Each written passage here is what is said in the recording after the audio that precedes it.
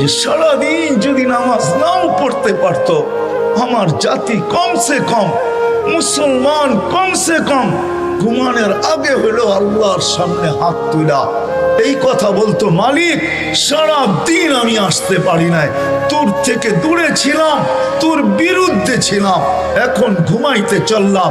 ঘুম তো ঘুম না, শুনছি ঘুম নাকি মউত।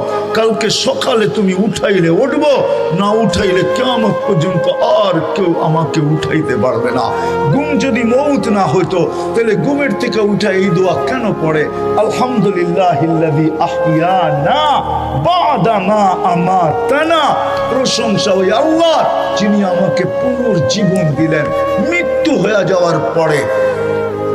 একজনও তো পাওয়া যাবে না যে ঘুমানোর সময় হাত দুটা উঠায়া এই কথা বলা ঘুমায়।